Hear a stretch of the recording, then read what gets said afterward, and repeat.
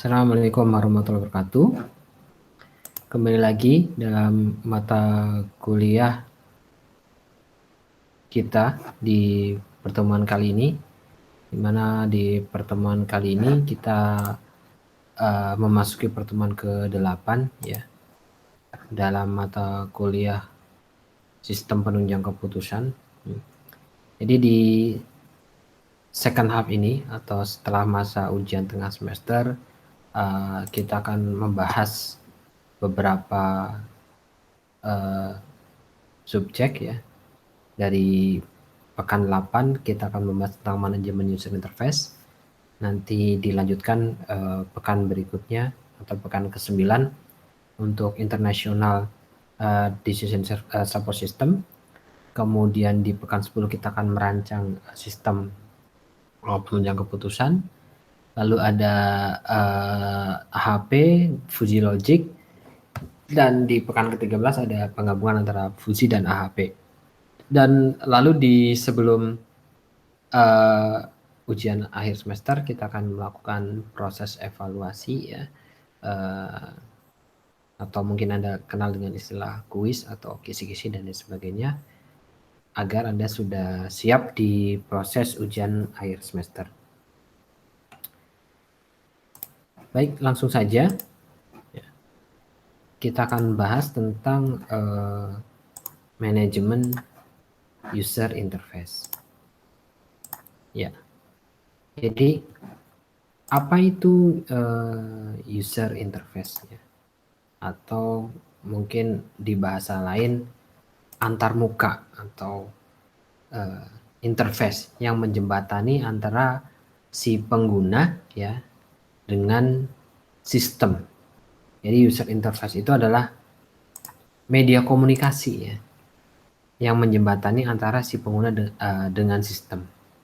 Nah, kalau terkait dengan sistem penunjang keputusan, jadi SPK ini adalah sistem di mana usernya itu adalah orang ya yang memiliki kewenangan penuh di dalam menentukan sebuah pilihan.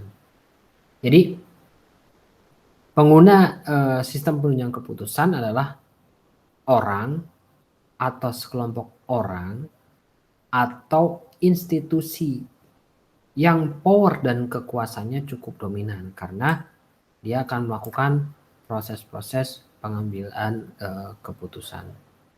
Nah, oleh karenanya itu maka media komunikasi atau interface-nya ya di dalam SPK itu menjadi sesuatu yang sifatnya penting atau menjadi komponen utama ya untuk dipelajari. Baik, kita bahas sekilas tentang user interface. Jadi kalau bicara user interface sebetulnya itu pemahamannya sama ya antara interface di SPK dengan interface di sistem informasi secara umum. Nah, SPK sendiri sebetulnya kan tidak harus diartikan sebagai sebuah sistem berbasis komputer ya. Sama halnya dengan sistem informasi sebetulnya. Jadi belum tentu juga kemudian sistem informasi dia menggunakan komputer. Nah, penekanannya di sini pada kata sistem. Jadi bahkan untuk yang sistem informasi itu dapat bermakna yang sifatnya bebas intervensi dari komputer atau tidak berhubungan langsung dengan komputer. Nah, di pembahasan user interface ya, yang merupakan bagian dari komponen SPK ya, itu dia harus menempatkan si aktor atau si user ya, si pembuat keputusan atau decision maker sebagai pihak yang harus terpenuhi kebutuhan informasinya. Ya. Bagaimana dia bisa menentukan sebuah keputusan ketika misalkan dia tidak terpenuhi kebutuhan informasinya. Nah, keberhasilan user interface pada sebuah sistem lalu kemudian ditentukan oleh seberapa terpenuhi dan terpuaskannya si user, ya, atau si aktor atau si pembuat keputusan tersebut. Nah, selain itu yang mempengaruhi adanya juga perkembangan teknologi dan juga perkembangan eh, dari yang terkini ya atau kontemporer ya, yang mana dia akan kemudian berpengaruh besar pada pengembangan dan inovasi dari user interface. Apa saja ya, macam-macam ya, misalkan inovasi di teknologi komunikasi, IT, hardware, yang intinya memungkinkan perubahan gaya, jenis, tipe, fitur, input, ataupun output dari device. Nah, tentunya kemudian kondisi ini juga mempengaruhi gaya, jenis, tipe, dan keinginan si user ya atas suatu data atau informasi yang dibutuhkan. Mungkin kalau zaman dahulu ya sebelum ada teknologi, kita mengambil sebuah keputusan, kita harus datang ke kantor, buka handphone, buka komputer, cek data di server dan lain sebagainya ya. Tapi dewasa ini ya dengan teknologi yang ada, kita bisa mengambil keputusan jarak jauh. Apalagi di masa pandemi ya, sekarang diakselerasi sekali. Di masa pandemi banyak sekali solusi-solusi yang ditawarkan oleh pembuat aplikasi, kemudian untuk melaksanakan proses pengambilan keputusan. Ya. Nah, pada interface di sistem penunjang keputusan, kadangkala si aktor itu ingin juga berinteraksi dengan komponen secara langsung ya, komponen model secara langsung. Jadi bukan hanya berkeinginan pada data atau informasi. Nah, kemampuan akses akan komponen model secara langsung itu memungkinkan si aktor itu bisa merasa secara eksplisit ya, terlibat langsung dalam proses pembuatan keputusan. Jadi harapannya ya SPK itu bukan black box system ya, yang cuma mampu menyarankan keputusan dari proses pemodelan ya, dan kemudian si pembuat keputusan itu beraksi atas saran keputusan tersebut. Tapi SPK juga seharusnya merupakan white box system ya. Jadi transparan, dia menyajikan proses teknis tahap demi tahapannya terhadap apa atau atas model yang bekerja di dalam menyajikan saran keputusan terbaik. Jadi tidak serta-merta hanya melihat data A, B, C langsung, tapi proses mendapatkan data A, proses mendapatkan data B, dewasa ini juga sebetulnya dibutuhkan ya, sehingga kita bisa trace back atau melakukan proses pengecekan ke belakang ya. Ketika misalnya terjadi sebuah pengambilan keputusan yang untuk lebih meyakinkan lagi, kurang seperti itu. Nah, kemudian apa sih makna user pada user interface? Jadi di pengembangan sistem informasi ya, yang dimaksud dengan user atau aktor ya, itu secara teknis bisa berupa manusia atau sistem lain juga bisa sebetulnya ya. Jadi user itu tidak harus selalu manusia sebetulnya. Contoh misalkan ada di sistem penggajian ya di perusahaan, bisa jadi ya semua data dan informasi dari sistem itu memang dibutuhkan oleh sistem lain. Contohnya sistem pajak ya. Untuk apa? Untuk melakukan transaksi atau proses lainnya contohnya. Artinya, jadi komunikasi satu sistem dengan sistem lain tersebut ya, itu membutuhkan interface atau media ya. Dan contoh yang tadi ya, misalkan dalam sistem pajak itu jadi si usernya ya, dari sistem penggajian. Jadi kalau digambarkan bentuk use case diagram ya, definisi user interface ini secara umum dapat dilihat seperti use case berikut ini. Ada human actor, kemudian ada sistem aktor, dia mengakses sebuah sistem. Ya. Oke. Contoh yang lain misalkan kita membuat sistem penunjang keputusan untuk menentukan arah ya, menentukan arah bagi kendaraan di simpangan misalkan. Kalau misalnya kita lihat misalnya ada lampu lalu lintas ya, ada lalu lintas yang sudah smart misalkan ya. Lampu lintas tersebut itu bisa menjadi alat untuk menggunakan keputusan hasil perhitungan ya. Contoh misalkan data yang digunakan, data yang ditangkap langsung atau real time ya, menggunakan sensor. Jadi contohnya misalkan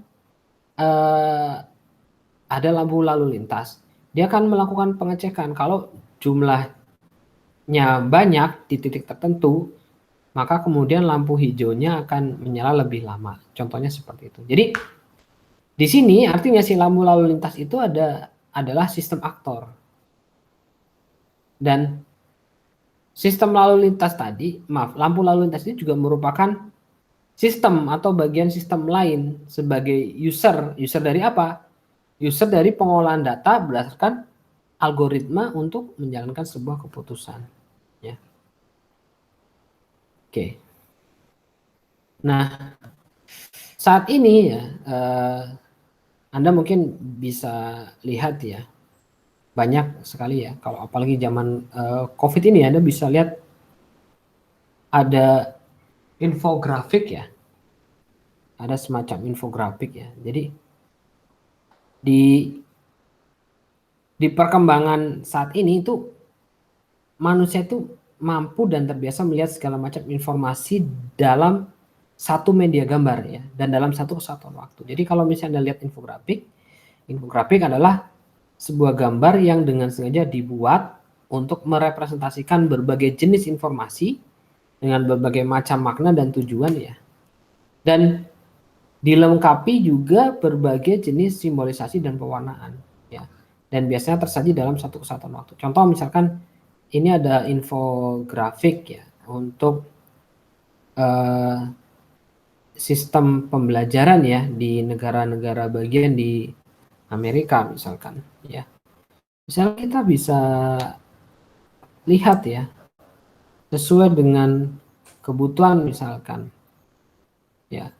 Contoh misalkan Anda lihat secara warna ya, ada legendnya misalkan. Kebanyakan yang mendapatkan nilai A di daerah mana? Oh, kita bisa lihat di daerah California misalkan.